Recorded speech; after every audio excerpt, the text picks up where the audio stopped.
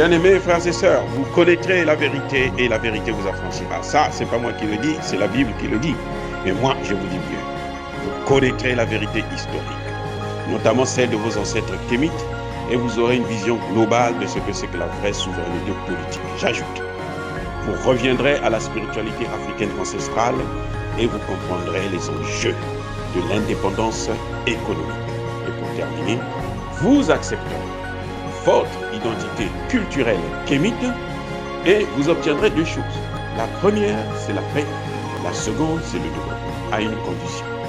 L'unité de toute l'Afrique noire, l'unité de tous les Noirs du monde entier. Otep à tous, bienvenue sur la chaîne des panafricanistes par essence, par conviction et par excellence. Celle des citoyens kémites par nécessité et obligation de combat. Nous sommes une chaîne qui n'est guidée que par nos ancêtres, et rien que par les ancêtres qui appartiennent à l'égrégore du monde noir. Par conséquent, nous ne croyons en aucun Dieu venu de l'étranger. Toutefois, cette vidéo n'est aucunement destinée à inciter ni à la haine, ni à la violence, car nous menons un combat qui est d'abord et avant tout spirituel et intellectuel. Ensuite, il est politique, géopolitique et géostratégique contre l'impérialisme, le colonialisme, le néocolonialisme et l'endocoloniat, qui sont tous des crimes contre l'humanité. Nous menons ce combat sur la base du principe fondamental que nous avons hérité de nos ancêtres kémites, qui est celui de la marade, c'est-à-dire solidarité, vérité et justice.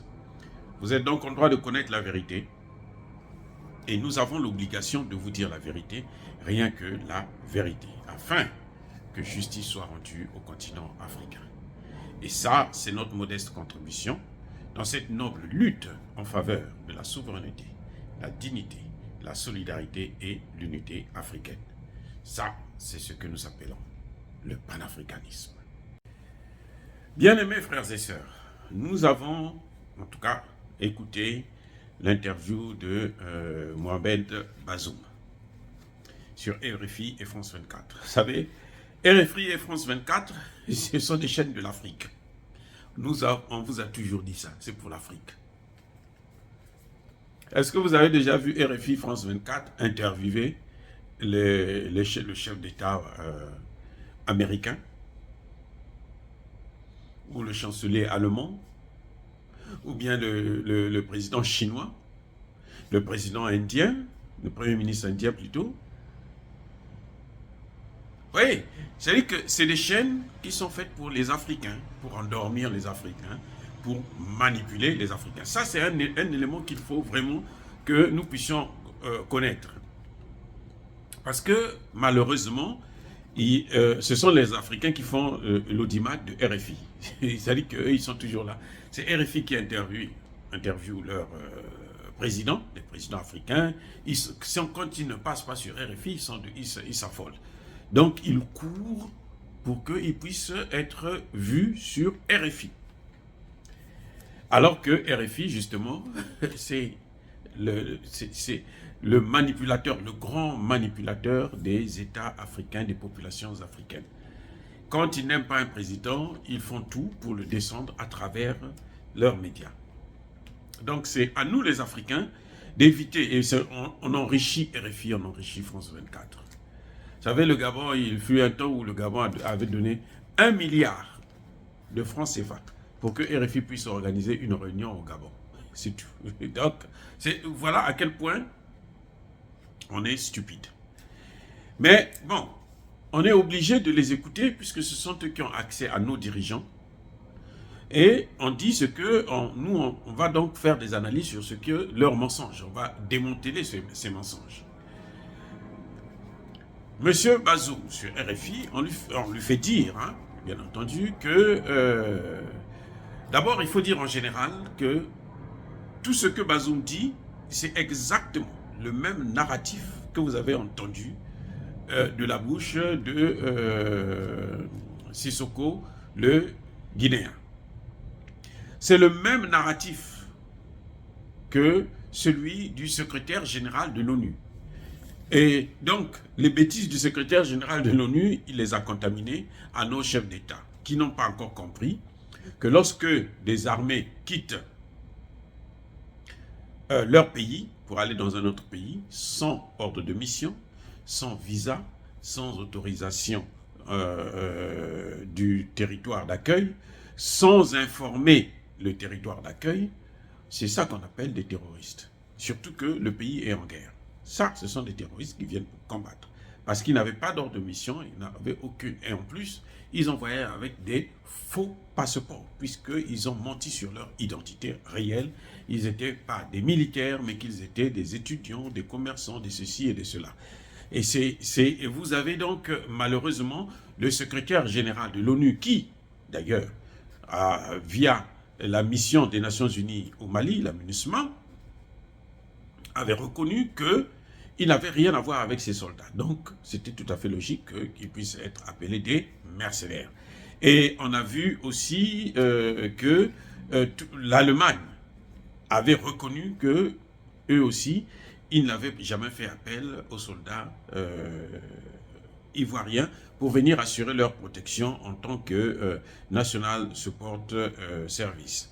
Mais, vous voyez, c'est quand même ignoble que le secrétaire général tombe dans l'erreur, et puis tous nos chefs d'État aussi. Tous les chefs d'État francophones tombent dans l'erreur. Vous allez me dire, Sissoko n'est pas francophone, mais bon, tous les chefs d'État marionnettes, là, ils tombent dans l'erreur. Bref, on a vu que M. Bazoum nous confirme que l'armée nigérienne est devenue une armée qui est bien sécurisée, qui arrive à sécuriser tout l'ensemble du territoire et qui est équipée. Très bien, c'est ce que nous voulons, c'est ce que nous attendons de nos armées, des armées africaines. Mais si c'est le cas, pourquoi il a fait venir encore Barkhane là? Pourquoi il y a des milliers de soldats américains? Pourquoi il y a des milliers de soldats allemands? Pourquoi il y a des milliers de soldats espagnols sur son territoire? Puisque son armée est maintenant équipée, son armée est capable de sécuriser la zone. Vous voyez? Donc vous voyez bien que ce type, c'est un pauvre menteur. Il ment comme il respire. Il vous dit sur RFI, toujours, bien entendu, qu'il n'y a pas de sentiment anti-français. Que la manifestation qu'il y a eu dernièrement, il y a quelques jours, la semaine passée, le week-end passé, c'était le dimanche dernier, c'était une manifestation qui regroupait à peine quelques centaines, 500 personnes, même pas un millier de personnes. Là encore, M. Bazoum ment comme il respire. On avait vu, moi en tout cas, j'ai vu des milliers de personnes. Je ne sais pas si vous n'avez pas pu remarquer cela.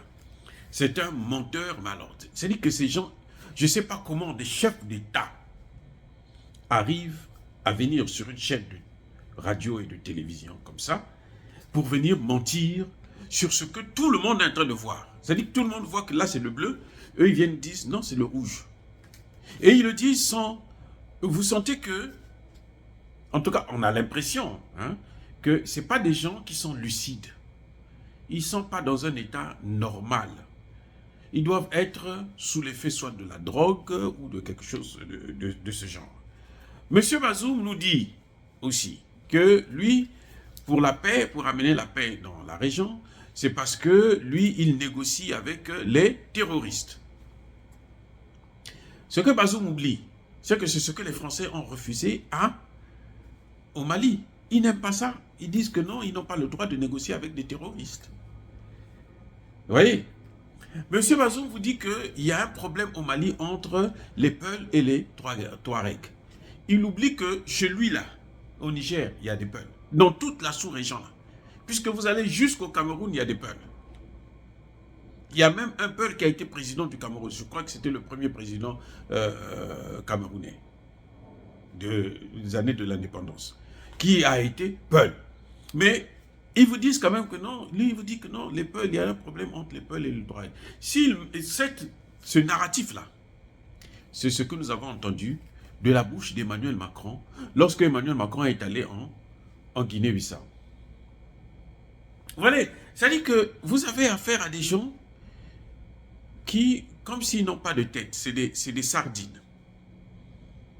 C'est vraiment le sardinisme. Ils n'ont pas de tête. Ils disent des choses juste pour copier ce que leurs maîtres disent. C'est tout.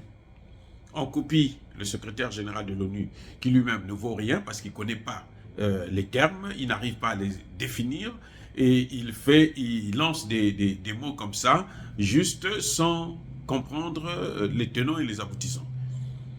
Soit ils suivent Emmanuel Macron qui est le grand terroriste de la sous-région puisque le Mali aujourd'hui a des preuves qui montrent que Emmanuel Macron et son armée fournissent des informations et des armes aux terroristes.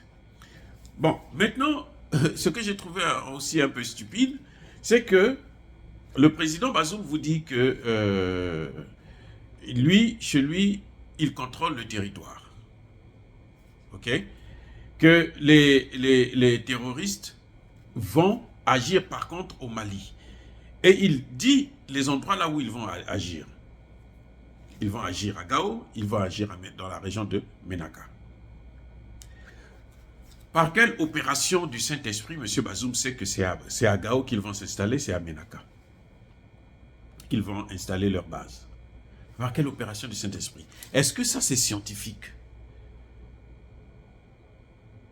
Mais c'est normal que chez lui, il ne puisse plus avoir de terroristes, puisque les terroristes, ce sont ceux qu'il a reçus.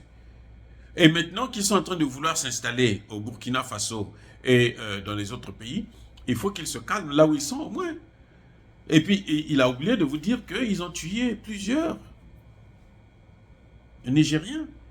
Lorsque les Nigériens avaient bloqué le convoi, ils en avaient tué au moins 3 et blessé plusieurs. Et depuis, ce sont eux qui ne voulaient pas qu'il y ait des manifestations. Donc, M. Bazoum continue à nous endormir. Mais ce que j'ai trouvé très intéressant quand Bazoum a parlé, c'est que Bazoum donne la solution au Mali.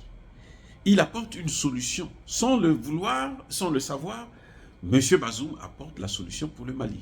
Il vous dit ouvertement que le Mali doit sortir du franc CFA s'il veut avoir la paix. Eh oui, et le Mali doit préserver ses relations avec la Guinée et avec l'Algérie si elle veut avoir la paix. Ça, je vais vous le démontrer dans une autre vidéo. Bien entendu, je persiste et je signe. Soyez bénis par le Dieu des Kémites. Nous sommes une force tranquille. Yaba Kolerve, Yaba Lembe. J'ai dit et j'assume.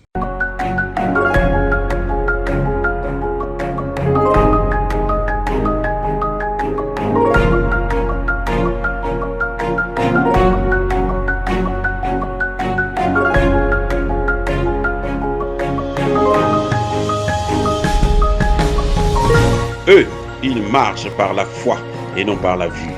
Mais moi, je vous conseille vivement de marcher par la connaissance scientifique et historique, notamment celle de nos ancêtres kémites, par les 5 sens et par l'intelligence. À vous, à Pierre.